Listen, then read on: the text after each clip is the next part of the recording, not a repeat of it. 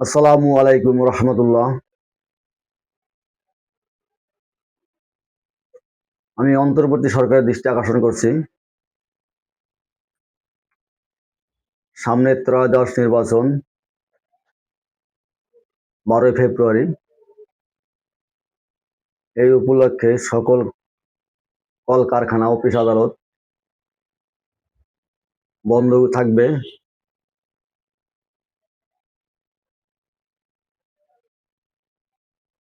অনেক মানুষ বাড়ি চলে যাবে।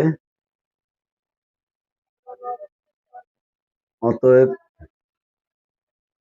এই সুযোগটা গাড়িওয়ালারা কাজে লাগাবে। এই সুযোগে তারা গাড়ি ভাড়া ডাবল করে দিবে।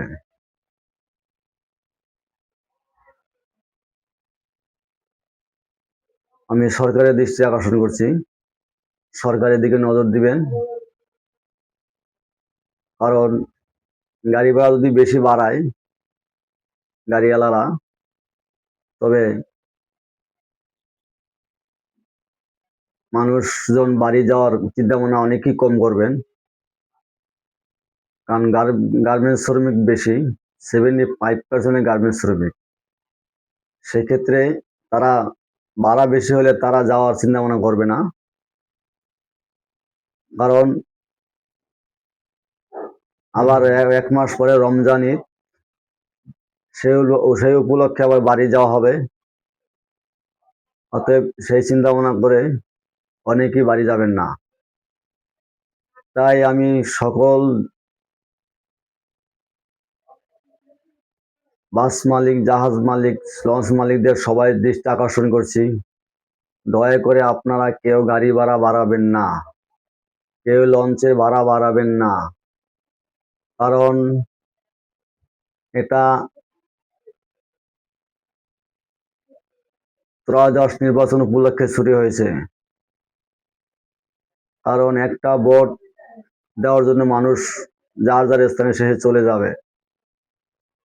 অতএব আপনারা এই সুযোগে সদ্ব্যবহার করবেন না। আল্লাহকে ভয় করুন, সৎ পথে চলবেন, সবাইকে সহযোগিতা করবেন।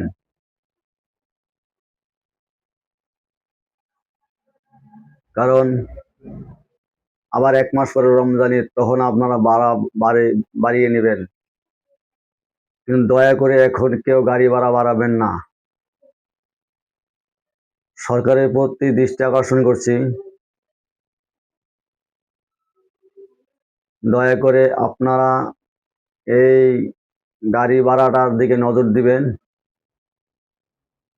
কারণ গাড়িওয়ালারা অনেক ব্যবসায়ী আছে, অসাধু ব্যবসায়ী আছে, তারা এই সুযোগে তারা গাড়ি ভাড়া বাড়াবে।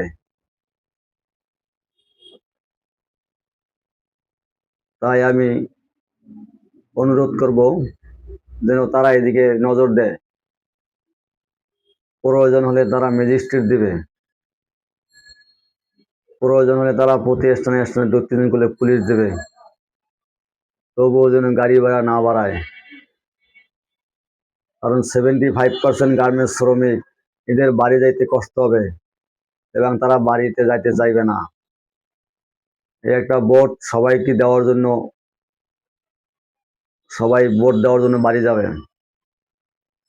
আর একটা অনুরোধ আমার ভোটার ভাই বোনদের কাছে, আপনারা সবাই যোগ্য প্রার্থী থেকে ভোট দিবেন, যেন তারা ইসলামের জন্য কাজ করে। আর প্রথমত আপনারা সবাই হাফ ভোট দিবেন। হাফ ভোট দিলে আজাদী, না ভোট দিলে গোলামি। অতএব হাফ ভোট দিলে বাংলাদেশটা ভালোভাবে চলবে। সবাইকে অনুরোধ করবো হাফ ভোট দিবেন। তারপরে আপনার পছন্দ মতো প্রার্থীকে আপনি নির্বাচিত করবেন। যেই প্রার্থী সংসদে গিয়ে ঘুষ খাইবে না, সুদ খাইবে না এবং দুর্নীতি করবে না, ওই প্রার্থীকে আপনি নির্বাচিত করবেন। আপনার একটা ভোট আপনার আমানত, আপনার একটা ভোট পবিত্র। কারণ এই ভোটের হিসাব আপনাকে কাল কিয়ামত দিতে হবে। আপনি কোন প্রার্থীকে নির্বাচিত করেছেন আপনার ভোটের মাধ্যমে, সে ভালো না খারাপ, অতএব আমি সকল ভাই বোনদেরকে বলবো, যোগ্য প্রার্থীকে ভোট দিবেন, তাকে নির্বাচিত করবেন, সংসদে পাঠাবেন।